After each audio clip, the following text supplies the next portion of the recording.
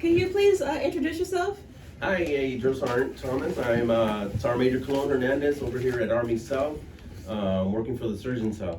Awesome sauce. So I want to give you a disclaimer. The reason why I wanted to do this conversation series is because I had a challenging time for the last 7 months within my career, and it made me do a hard look at myself and also reach out to individuals who were more experienced in the Army than I was to be able to give me guidance in some type of direction. I won't go into the details of what happened, but it caused me severe stress, and it challenged me to be able to do some conflict resolution and adversity with not just within my work environment, but also with my teammates. Perfect. So could you give me experience when you had to deal with conflict and adversity, and please share steps which you took to resolve those matters? Yeah, so throughout my career, I've experienced a multitude of, I would say, adversities and challenges in different types of commands. I've been in commands where, as a young E4, the unit leadership, I was coming from the reserves at the time, and the unit leadership felt like, a reservist didn't deserve to go to, back then, PLDC. So, I had to overcome some steps. So the first thing I said I did is like, okay, is this really truthful what they're saying, right? And I kind of went into, as a young soldier, into the barracks lawyers, right? Have any of you experienced this? Is this true? And then you start hearing two sides of the coin. Well, he's out to get you and what have you, or you should fight for what's yours and, bring the system down, that type of noise. Eventually, it took the sergeant major at the time in 3rd ID to sit me down and talk to me, and he was like, hey, what's going on? You should be going to the board by now, and you haven't gone, and da-da-da. So I explained to him, hey, my platoon sergeant at the time does not want to send me because he believes that reservists that went to a PLDC in Puerto Rico is not good enough to go to the board. So he was like, that makes no sense, right? So at that time, he gave me some reading materials, UCMJ and some regulations, while he did his sergeant major work. The end result of that was that he came back around, and I went to the board, right, and I got promoted. But I learned a valuable lesson that, sometimes when you're faced with adversity, the first thing you have to do is, what do you need to do for yourself to take? Can we talk about that? Yeah, Because I think a lot of times we're so focused on the adversity, we're not focused on, okay, what is my part or what is my takeaway while we're going through the adversity? Yeah, so no, that's a great question. So what I did is twofold, right? I have a history from my childhood that kind of like prepped me for challenging times, to say the least. So one of the things that I did is like, okay, what am I doing wrong? Is it racial? Is it equal opportunity related? Is it minority? Is it because I'm a medic amongst, infantry or tankers? What is going on, right? So, is it my PT? Is it my work ethic? And then slowly but surely, I did find things that I could improve, like back in the day, shine your boots a little bit more, or, show that crease a little bit more, and show up at the right time, and don't be last during your 4-mile, 2-mile run. Go out for challenging events like the EFMB for us medical folks. So yes, but after you do your self-check and you reach the point where I know I'm in a good spot. Yes, I've had some growing and learning to do, but it shouldn't amount to so much negativity or obstacles being imposed in my career, right? So that was pretty challenging for me, and it wasn't the only time, right? It seems if I could go back, every stepping stone in my NCO development, I've had challenges. The first big one was that one, and I would say that was more like ignorance.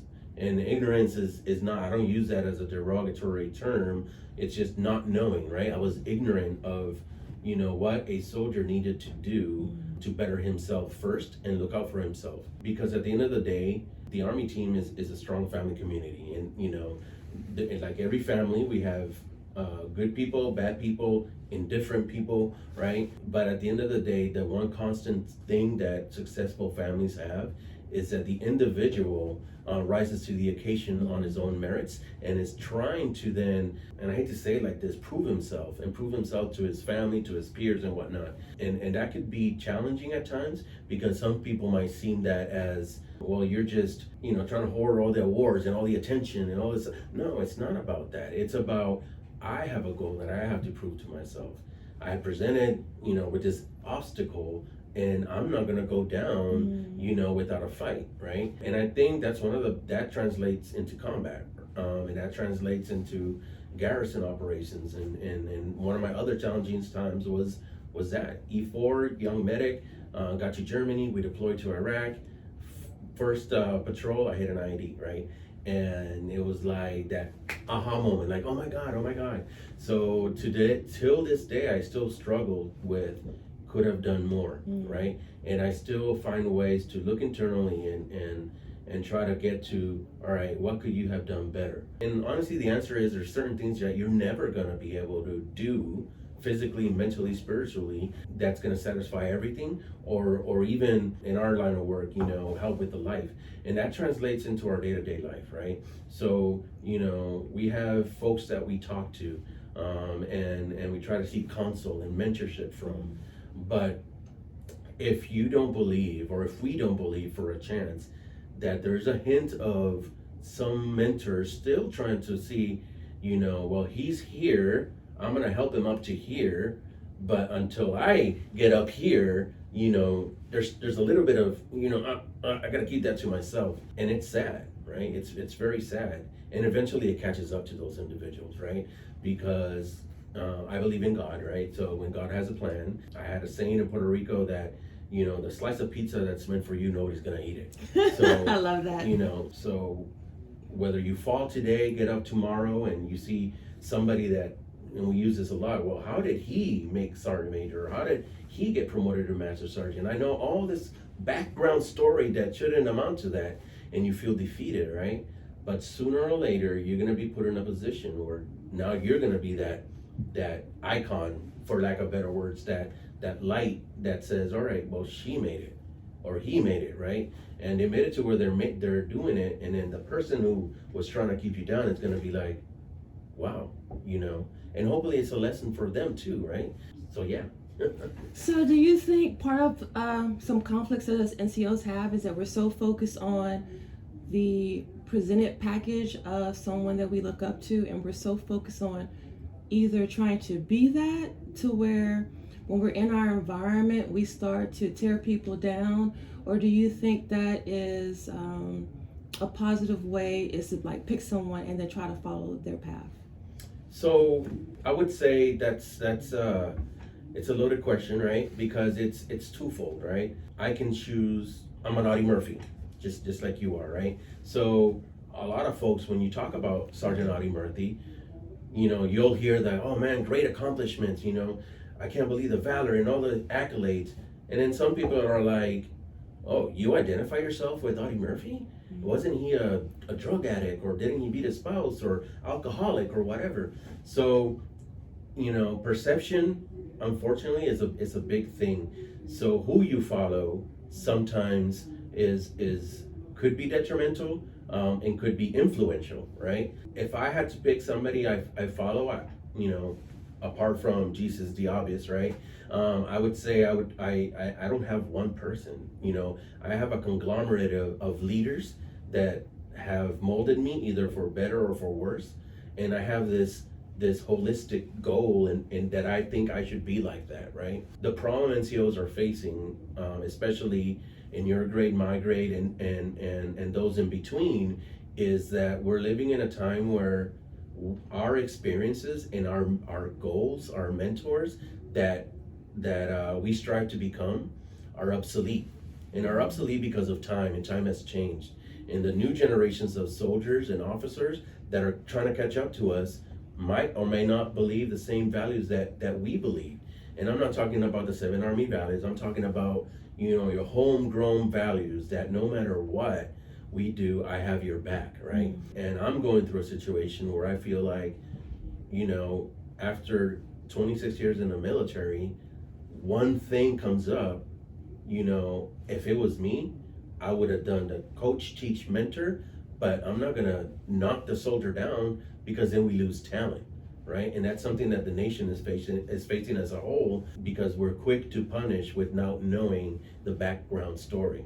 There's some offenses that are of course out there, DUI, sexual harassment, assault, all those things. But there are some things that soldiers should be able to be allowed to recover from, right? And I think we are going through the tail end, I believe, of a generation where leaders were quick to say, like, you did XYZ, you're out. You did XYZ, you're out. You did this, you're guilty. And from being an instructor back in the day, I remember it was like that. If a soldier medic would say he looked at me funny, Yes. the instructor would get removed from the podium, Yes. right? Investigation would be done, but then he would be like, oh, it was nothing. But then what did you just do to that NCO's credibility? So what advice would you give to like a drill sergeant or instructor that they did not do something egregious? Say they maybe did a TikTok video, or maybe they said, get the fuck out my office, or wake the fuck up, Yeah. and they're automatically accused with training abuse. And what would those conversations look like as they're going through that investigation process? So if I was to be in that situation and then talk to let's say somebody's investigating me and say, hey, Sergeant Major, you're a Sergeant Major and you shouldn't be talking like this in front of soldiers, blah blah blah, or being so harsh, then the conversation, right, first and foremost, and like we talked about at the beginning, look at myself. All right, I got it. Different times. This is not the army. I hate to say it, but this is not the army I grew up in, or what have you. These are the parameters. We're all adapted leaders. These are the parameters that the army, our leaders, want us to abide by. Okay, I went a little bit to the left, a little bit to the right. I'll take that and I'll work on that, right? But at the same time, right, as a drill sergeant or instructor, as a drill sergeant, I'd say, if you want us to instill and prepare soldiers, right, for the next war, right, and get them to have that aha moment, there needs to be a little bit of turbulence, right? There needs to be a little bit of coloring in the gray area, right? I mean, there's the red zone where you don't want to pass into, but commanders and leaders should look at opportunities like this, right, with the knowing, was this something that Drill Sergeant X or Instructor X was doing to try to better the soldier and create what America needs? Or is this just me as a leader not wanting something to come back on me in my career so that I don't have a negative stain? And that's important, right? And those that may not know my story or your story might be like, oh no, you're condoning what? No, I'm not condoning that we use slurs, that we use derogatory comments or things like that. But we're all human, right? And sometimes those of us that have gone through 3 or 4 deployments, right, understand that there's going to be times when a bomb goes off and there's a mass cal that you don't have time to give every single soldier the 5 W's. There has to be a, hey, you need to get up now, let's go. And sometimes in the heat of the moment, things are going to get said. That doesn't mean that when you come back, you did, okay, look, this AAR, this, right? All right, I need you to be more vigilant when we're doing XYZ, or I need you to be up at this time, because if not, these are the consequences. I take it you don't like me using these comments at you or what have you. I apologize for that. That's my nature, and I try to keep it within the realm of what the Army allows me to do, right? But I'm human too. And I think that goes a long ways, because sometimes our peers and subordinates tend not to see us as human, right? They feel like, well, he should be a robot, right? How dare Sergeant Major or Drill Sergeant do XYZ? Things happen, right? Being on the trail is not an easy thing, especially if you don't have the support of your leadership in certain situations. So That was good, Sergeant Major. I think a lot of drill sergeants and instructors are going to appreciate that. So, from your perspective, what might be significant challenges or obstacles of women of color when they try to encounter leadership roles? So funny you mentioned that, or it's funny not funny. I talk to my wife a lot. That I will tell you that, and then I'll give you my view. But her every time she asks me in a new duty station, oh, who's your boss or who are you gonna work with, and I say it's gonna commander blah blah blah female da da da. She goes, oh my God. I'm like, why? And she's like, well, sometimes, unfortunately, some females and even some minorities, we always feel like we have to prove something, and sometimes that bleeds out into our command philosophy on how do we lead and do certain things. So there's that. I would say it's a misconception, right? I think it's a very big misconception that a gender, whether it be male or female, I think we all have something to prove, right? And it's our leadership style that's going to define how we lead and take it to the next level. I feel like I have met female leaders that are strong at what they do, and I would go to war or follow their lead in any instance. They're no more capable than me at doing whatever task is put at their hands. I have met female leaders, since you asked about females, that tend to need a little bit more grooming when faced with challenging scenarios. And I think that stems down to, how do I say it? It's just the upbringing, right? If you were raised in a family where mama was always the mama bear, and now you were an officer, right? When a soldier does X, Y, Z, and you feel like you need to defend him, your first reaction might be like, come here, let me hug you, right?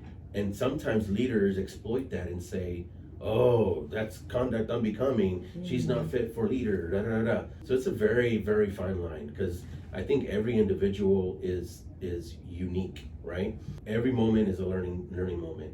If I was a sergeant major and come in and I see one of the commanders, hugging a subordinate in a time where she felt like her soldier needed some sort of support, and that's what she gave, that emotional support, I let it go, and then I come back, circle around, and then talk to her about it. Like, all right, I understand you, but it's a fine line, right? And that's one of the things that I feel like the military keys on a lot. They're like, is she gonna be a leader, or is she gonna treat me like a mom, right? And that's unfortunate, right? There's also females that are the opposite. They're like, they feel, I would say I've met one or two, and I've met a lot of female good leaders, but I have met one or two that felt entitled, right? And it felt entitled to the point where, because they were in certain positions, they felt like they were owed something, and they forgot that it's about being a servant leader, right? And soldiers see that. I've seen female leaders cry on a flight line when they see an injured comrade come in and stuff like that. To me, those are normal reactions, right? And that's the biggest stepping stone that not just the military and we have, but I think the nation. And I think that's why it's taking America so long. Was it 5 years ago, 6 years ago, maybe, that we started, female can be a tanker, they can be artillery, they can go to ranger school, right? Because you can, right? There's nothing, but society, right? The society we live in looks at that and they're like, oh my God, that's a daughter. Well, what about thousands of sons, right? And I think it's nothing to do with the Army. It's there's onesies and twosies, like I just explained, but the bulk of the issues with some females in leadership is when they deploy, and then when they're what society sees them do. It's trend setting. General Richardson, my general, right? And she's a trendsetter, right? Army North, Southcom, first 4-star COCOM commander. She's great. I've met her. When I see her, I see a leader. She's a mom, of course. She's a wife, but when I see her, I see a leader. I don't see that. And I think the more females are given that opportunity, minority females at best too, to do that. My battle, Command Sergeant Major McFarland, right? I know her from Audie Murphy when we were both instructors and then went to the academy together. When I see her, I see a leader. I know her on her personal side, and I know she's a mama bear, but that doesn't translate to her leadership style, right? She's just, she's firm, she's a great leader, and I don't think nobody would ever doubt that of her. So do you think that we use Or we use that stereotype to pigeonhole females or a specific set of females when we don't agree with their behavior? Yeah, so I feel like certain types of commands do. I feel like certain commands may think that they need to fit a certain stereotypical woman who serves in the military to fit their ranks as leaders, if that makes sense. So let me see a good example. So obviously, so I've been in 1st ID, 3rd ID, 173rd, 82nd, 44 Med Brigade, hospitals all over the place. So I've heard and I've witnessed as a young soldiers, females not given the opportunity to be platoon sergeants, and not even in a medical platoon because they were part of a BCT, a Brigade Combat Team, right? So it's like, because they think that they're not going to be able to carry their own weight, they made a past judgment, right? They're not given the opportunities. And I think that was the Army of before. I feel like we're transitioning from that. Excuse me a little bit. Aviation is that's a great job at it. Like when I was in Afghanistan, I think over the net I heard more female Apache pilots than male, right? And there's something to say to that, right? I have battles that are now platoon leader females, air assault, airborne ranger that outdo their male counterparts, not just in the physical part, because that's just one aspect of the holistic, vision of a soldier, but also in their leadership style. It takes a good leader to recognize another good leader, I think, and it takes a backbone to look beyond a stereotype.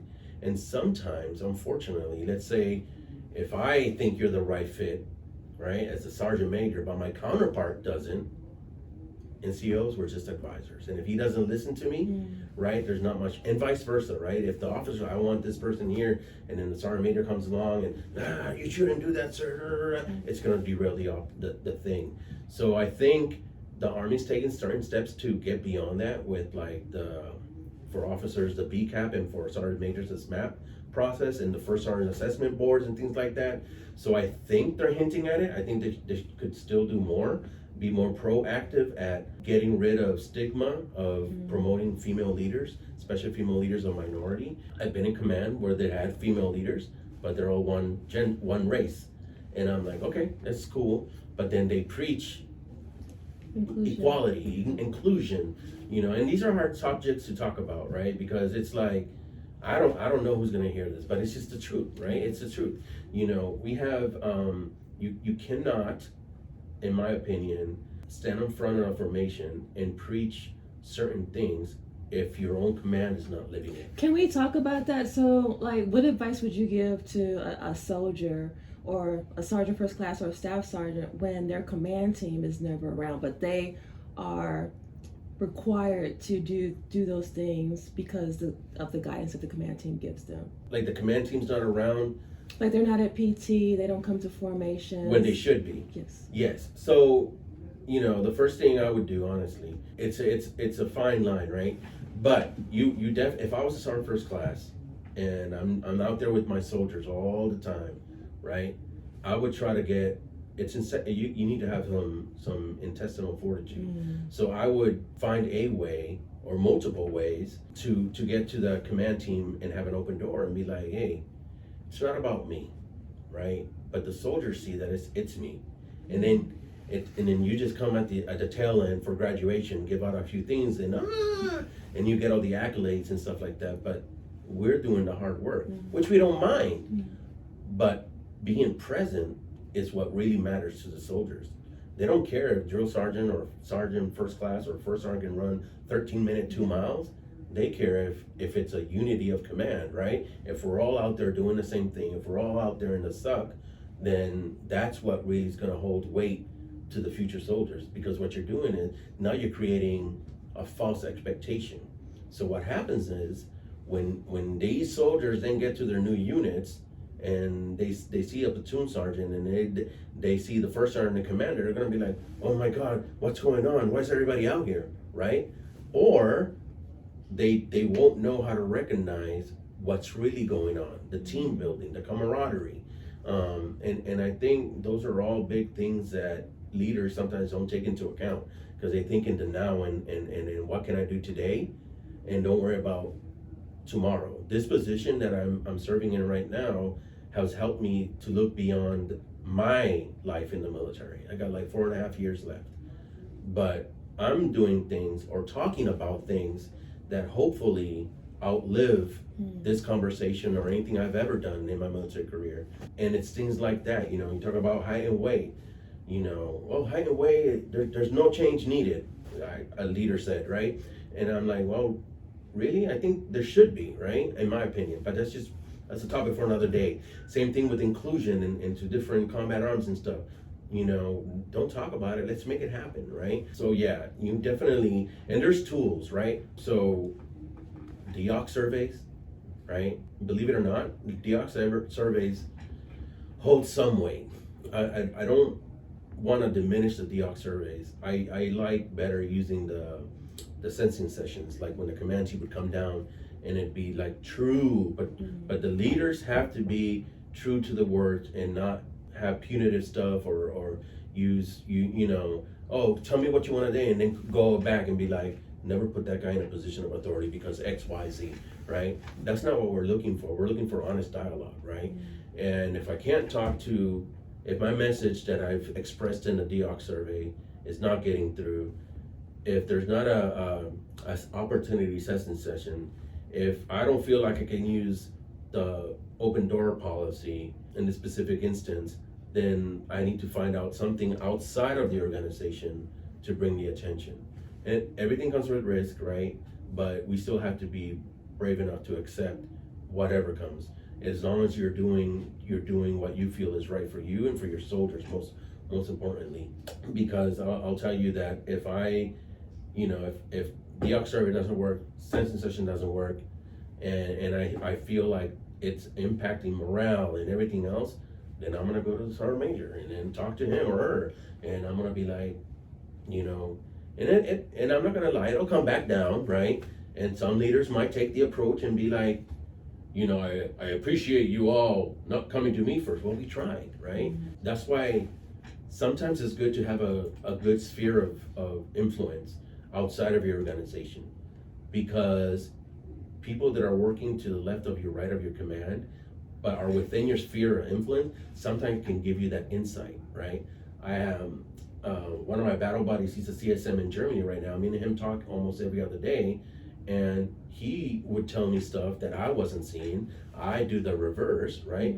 And then when I was a first sergeant, it would also be the case where one company first sergeant would be like, hey man, your soldiers are going through this, because one of my soldiers is married to one of your soldiers, da da da. So then you get a little bit of different feedback. Now what you do, right? Like Spider-Man says, with great power and knowledge comes great responsibility. That's a different story, and that then falls back on the leader. Can you give an instance where you had to settle a conflict between two individuals? Yeah. So let me see. So I remember there was a conflict in Afghanistan, right, where an individual was not fitting in with the platoon. And we tried, all right, well, let's put him in the treatment squad. Well, let's put him in the evac squad, in the headquarters platoon. But it just seemed like nobody could get along with this individual, right? And he felt alienated and stuff like that. So we figured out there was I don't want to call it a ringleader, but there was some focal point of the issue. So we looked into that, and then we got the two together, and then we started talking, right? Just conversation, like old school oak tree under the tree. When we're talking, it was like, hey, what's going on?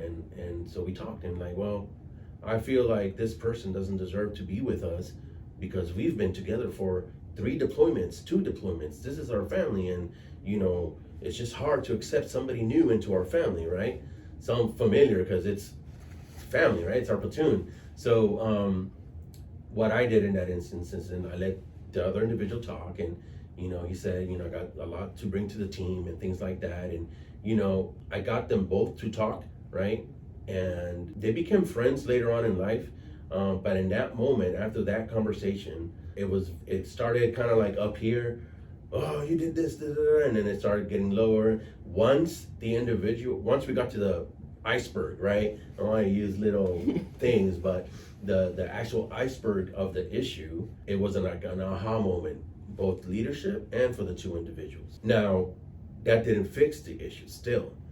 So what me and the commander at that point decided to do is, okay, there's a better atmospherics now. There's less of an isolation, more of acceptance, but they're still off. They're not working as a team. So an opportunity arose to have a NCO go work with an infantry battalion at another cop. So I talked to, at that point, my first sergeant. He gave me advice. I told him, this is my plan. I feel like if we've tried everything that's at my disposal and there's still some heartache, there's still not enough progress to see the platoon start going in a good way, it's going to be detrimental for the individual and for the rest of the team. So what if we could fill this tasker with this soldier, he'd be gone for 3 or 4 months, and get a different perspective from another platoon sergeant, another environment. So he agreed, great plan. And then he came back when we all redeployed together, and it was like night and day. As a platoon sergeant at the time, the other platoons, I called him. I'm like, hey man, I've had struggles with this individual, right, for a year. How is he over there? Because before UCMJ and before counselings and before all this other stuff, I like to get down to what's the real problem, how can I fix it? Because nobody likes to do paperwork, whatever. And I feel like there's more to be said. If I catch you doing something and I can mold you, bring you back up, and I see you and I can touch the change, then I've done my job. Why do I need to, if it wasn't something egregious, like we mentioned earlier, right? There's always that fine line. Then that's a point where I would be like, all right, well, there's no need for paperwork because you've learned your lesson and now you're giving it forward. And I talked to that other platoon sergeant and he was like, oh yeah, no, he's like the best thing since sliced cheese. We got hit by a mortar attack and he like did triage, and now I'm like, wow, I didn't know, right? So now that was in combat. We need to translate that more to garrison operations, and it's not that hard, right? We may not have, with the new constraints from, I can't say, hey, Sergeant Major Thomas, let me get your sergeant, and I'll swap you for this sergeant. He needs a little more grooming. What do you think? Yeah, okay, go. Can't do that no more because of the YMAS and how everything is working now. But there's still times to sit down and talk to individuals and figure out what is really going on, right? What is the backstory? It can't just be that you woke up today and you chose not to like this individual or not to get along. And sometimes those layers are going to be scary. Well, I was raised in a predominantly X type of environment where we never grew up getting along with them. Why should I need to do it now? And then that's when you bring in the experts, right? Because, but you as a leader, me as a leader, identified that there's something greater. It's out of my reach. It's out of what I can kind of like help out with, but I know where to go. And that's where I think we need to get back to. Sometimes we'll be like, I'm not going to touch that. Nope, I'm out, right? Because you don't know how to deal with it. Well, find somebody who does. You're still doing your job. It's not a knock on you. It's an opportunity for you to learn, right? Learn the system. What don't you know that could have helped that soldier? So I like that, Sergeant Major. Sometimes we do run from conflict because we don't want to do the inner work. Yeah. Are there times where you had a conflict with a superior, or that you can share on how you was able to resolve that? So I mean, I'm having conflict. Had a recent conflict, and I'll tell you, rank has no boundaries when it comes down to being humbled, right? So there was a situation, and then I felt threatened, my career, my family, everything. Not physically, but it's just like me, my person, like, So how did you, when you felt threatened, like your personality, yeah, like where did that take you, or what kind of advice can you give to someone who's going through that? So I would say what I've learned is like, take a deep breath, step back, and vent to somebody who's not involved in the situation before you escalate it beyond what it can potentially become, right? I didn't do that, right? I didn't do that. I'm a sergeant major. You're attacking me. I feel targeted. I know I'm right. Yes, I made a mistake, but da da da da da. And the other individual didn't want to hear it. It was like, nope, I don't care. I'm not here to listen to you. Sign this piece of paper, and we'll see what happens when the command decides, right? That type of situation. Looking back now I worry. I'm like, okay, could have done better. Yes, separate yourself from the situation. Humble yourself, right? Because in the day and age that we live, there's tribes, and some tribes are always going to band together, right? And sometimes if you're the outsider of that tribe, you might not get the support you needed, right? Even if you're owed it, right? So sometimes we need to regroup, take the humble pill and be like, I know that's not me. So Roger, got it, acknowledge, I'm sorry, and just walk away. It's not worth it, right? At the end of the day, your hard work and sacrifices to get where you're at, the same like mine, it's not worth it. It's not worth fighting over things that are petty. Some things are petty, but some petty things are tied to regulations and things like that whether we agree or not, we're still bound to abide by. Whether it's not done in this instance and now all of a sudden it's done today, it doesn't matter, right? You can't go back and say like, well, you didn't do this that time. No, it's like, okay, so definitely that would be my biggest advice. Walk away, regroup, take a deep breath, and then seek somebody to talk to. And that's, I kind of did that after the fact. I called my boss because I have a good rapport with him, and we talked, and he gave me some advice. I followed his advice. I immediately called my CSM. He gave me some other advice, and I followed his advice. And now, hopefully everything is resolved, but it's still one of those moments like, darn it, is this it? Did I go so far across because of something so small that now, because at this point in our careers, right, it's not just you, it's your family, it's your dreams, it's your hopes. The number one theme I hear from fellow sergeant majors, command sergeant majors that have now left the Army is that once you take this off, nobody cares. Like they care, but they don't care that you were a command sergeant major or a sergeant major. A friend of mine left the service, he retired, a command sergeant major at battalion level. Another friend left the service same time as a brigade command sergeant major, right? They're both out. They both got the same job, because at the end of the day, once we retire or once we go back to civil service, right? What matters is what you believe in, your heart, and how you treat people, right? And of course your background, what you got or whatever, but your rank has no weight. Your stature in the military has no weight outside of the domains of the Army, confines of the Army. And that's something that I can't stress enough, because sometimes we when we do feel targeted, we get so defensive because you feel shielded by your rank or by your hat or by who you are, right? In the military, but we're still all people. And I think that's the more important thing, is like, it's not worth it to get a heart attack over this right now. No, it's not. So when it comes to conflict, do you think being direct or being straight to the point can be construed as unprofessional or disrespectful? I think so, yes, it can.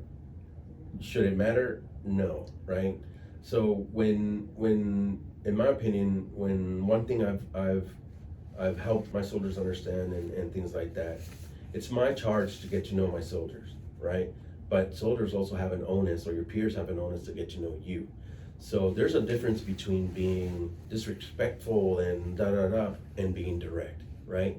You can call it how it is and be direct, and nobody should take offense with that unless they feel guilty of something. That's my opinion. The question or scenario shouldn't be gender or based on anything. It shouldn't. But I know me. I'm not talking about me as being Puerto Rican, how I grew up, the person I am. Once you get to know me, you see me, hear me say certain things, that aren't disrespectful or anything like that. to them, they're like, that's Sergeant Major Colon. Like, he's passionate when he talks, when he explains, when he defends his points, right? Somebody else might be like, oh my God, that guy is loud. He needs to simmer down. And so I would say no, like, be yourself. You have to be yourself. And there's tasteful ways to be yourself and not compromise your integrity and still speak to the point. Beating around the bush is not going to get you anywhere. And I'll tell you that at this level, the 2-star, the 3-star, the 4-star, the colonel, nobody wants to beat around the bush, right? You tell them how it is, respectfully, right? And respectfully doesn't have to be like, sir, I think your collar's on backwards. Just, hey, sir, I think your collar's on backwards. Or if you're in a meeting, sir, hey, Sergeant Major, hey, I don't think we should do this because it doesn't meet your objective. Some people will be like, oh, what? No, that's what they want, that feedback. That's how they grow, right? And that's how we should grow. So anybody who gets offended by that, I would say, needs some inner lookings at themselves, because this isn't the type of job where we wear our hearts on our sleeves, to say that. And I don't mean that disrespectfully, but we need to talk to people and tell them the truth so they can better themselves and make a better informed decision. So I need you to give me some advice. So if I called you up and said, Sergeant Major, I need an office call because I just cussed out all my drill sergeants and I used pretty foul language and I was just really in the heat of the moment and I even threatened to physically harm one of them. What guidance would you give me to be able to resolve that conflict with my coworkers? So the first thing I would probably do is what you just said. You acknowledge that it was in the heat of the moment, right?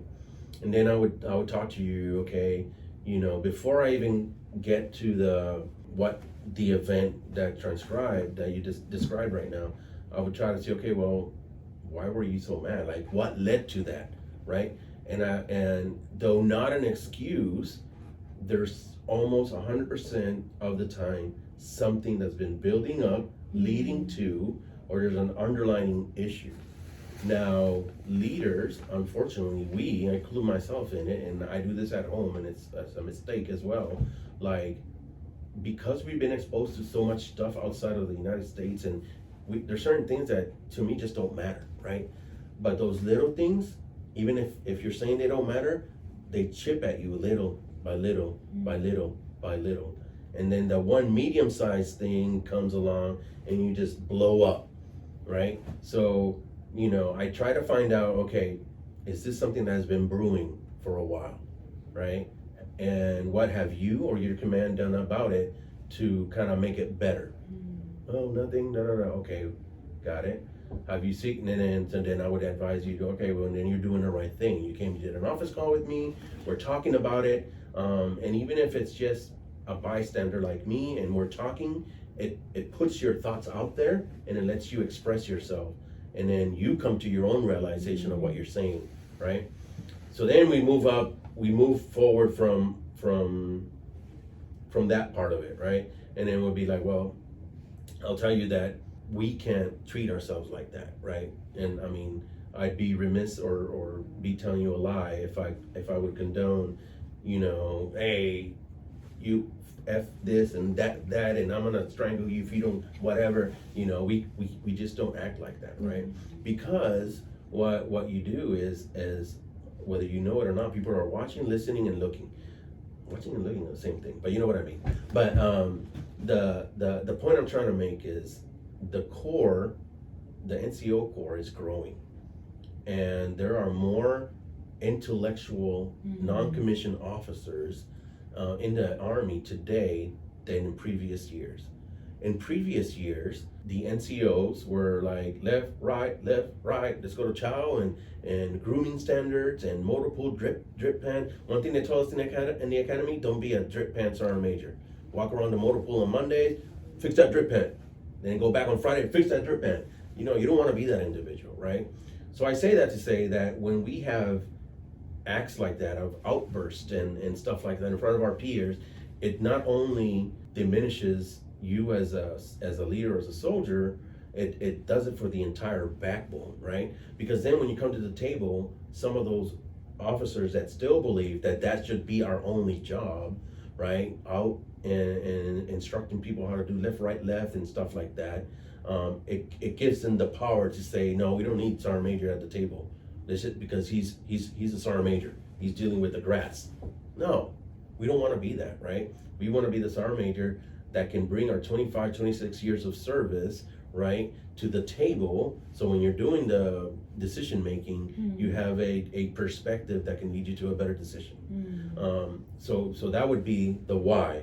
Now, what to do to rectify what happened is, understand that, okay, I did something unbecoming, take the humble pill, I apologize, something I'm working on, and then whatever comes down, just be honest. Whether it's 15-6 in Commander's Inquiry or 4856 or whatever, Roger, just admit the facts. Admit the facts and then show and demonstrate how you're going to recover. That's always the best thing, right? Take some time off if you're allowed, or talk to your group, call them all in and apologize to them. That goes a long way. Some people are gonna in one ear out the other, but they listen, right? And at the least, somebody's gonna be like, ownership, right? Ownership goes a long way when we have situations like that. That was really good. So now I'm going to ask some conclusion questions. Leadership is essential. In your own words, how would you define it, and how do you apply it? Leadership? So yes, leadership obviously is essential. I think the best way to allow leadership to grow within your organization is just not just being the focal point, not just being the leader, but be an influential leader, right? You need to influence others to get to a yes. What's one thing that we can influence our troops? You can help them influence. So for example, when I was an instructor and there was a soldier at small stature, not too heavy, I would motivate her by talking about other people who have accomplished and gone above beyond what they had set themselves as a barrier, right? So when you have a population of soldiers that think that they're not going to make it to the next deployment, then you try to talk about your stories, what you've done, others, and other people that have come back with amputations but decide to serve again and continue, right? Those are influential things that happen. I think even if it's after a company run, you come back and the platoon sergeants or the sergeants get together and buy snacks after the run for everybody. You sit down and we need to bring the human touch, right? I feel like as a leader, if your soldiers and your peers look at you as not just the sergeant major, but their sergeant major, right? Their first sergeant, their platoon sergeant, because they feel part of you, that's where you're gonna get the most buy-in and the most positive attitude from your subordinates. I left Germany in 2010 after being there since 2000. I loved my unit. The camaraderie was awesome. We built a very tight-knit platoon of medics. When I left, the testament, I guess I could say that is I always influenced the family feeling. It doesn't matter if I was a sergeant first class staff sergeant, I go around with the private and just talk, hey man, how's your girlfriend doing? Well, she didn't make too much money in dancing at the Hooters or whatever, but I love her. Oh, okay, well, have you thought about this? Like, but I know the soldier. Well, that's a soldier that probably needs a little bit more talk about, you just left home, don't marry the first person, that type of conversation. And that's not in the books. Excuse me, there's no reg that tells me I have to do that. But by doing stuff like that, or similar to that, you expose yourself to them, right? And you bring that human feeling. And then what happens when you go on patrol, right? Yeah. You know what I mean? Like I was on a patrol one time and the mortars were like, Doc, get in the truck. You're not supposed to be walking in the streets. What happened later? Daisy chain IED went off and killed 3 of my best friends. Wow. But they looked out for me because they saw me as as part of them, right? And as somebody valuable to their team. And same thing with my fellow soldiers, right? There's a soldier that I went to the Morales Club one time. I failed at it. And when I failed, I wanted my E5 sergeant to go to the staff sergeant board, right? You just failed your, I'm like, no, you gotta. So I went again to the Morales Club and I won it, right? And then he said, okay, I'll go. You see what I'm saying? So lead by example. So that E5 that was content 10 years ago with just being a sergeant E5 is now a first sergeant. You know what I mean? Yes. So far in your Army career, what might be some actions or non-actions you regret that you can share? So, actions that I may or may not regret. I would say one for sure is what we were just talking about. Like, at this day and age, and at this point in my personal career, my goal is to do 30, right? And I'm at 26 come tomorrow. Yes, I'm CSL Select, but nothing is guaranteed, right? I can do one thing that somebody might not like and challenge my integrity or whatever. So regretting instances where maybe I went toe to toe with people and stuff like that, I think looking back now, I'd be like, no, not worth it. Got it. I was wrong. I got it. Where do I sign? But I'm not gonna get confronted. It's not worth it. And it's not because, it's more because of my family and stuff like that and myself. But I feel like I still have a lot to add and give back to the Army. And if you take me out of the equation, that's gonna hurt me more than anything for something so small. So I think I do regret that, definitely. If you were to create a mantra, what would that mantra be and why? Mantra. You're talking about like to infinity and beyond or something like that? Oh man, I have one, but it's in Spanish. But it's I'll say it and I'll translate it. It'd be no tapes la luna con la mano. So you can't hide the sun with just your hand. So think about that, right? You're walking down the street, the sun's out there, it's not there. All right, it is there. You have something in front of you, right? So look beyond the hand, right? What's really out there, right? There's a problem in your formation. No, there's not. Yes, there is. Look beyond it. Don't ignore it. Don't run away from it. Somebody said I'm slow at my run. No, I'm not. Yes, you are. You know what I mean? So no tapes el cielo con la mano. That would be don't hide the sun with your hand. What is one of your most significant lessons learned thus far in your Army career? Lessons learned. Perseverance. Perseverance, right? I went to airborne school twice, EFMB 3 times, 5 combat deployments, and every single time I got back up and did it again. For many reasons. I didn't want to go home as a quitter, or as not achieving my goals is a better way to say it. The organization I was in, I admired being a paratrooper, and when I went the first time I got hurt, and they were like, oh, you don't have to go again. No, I do. So I went again. Obviously got my wings and my jumps and stuff like that. So perseverance has been one of my biggest lessons learned throughout the Army, and it translates. I talk to my son, 7-year-old, every night about the same thing.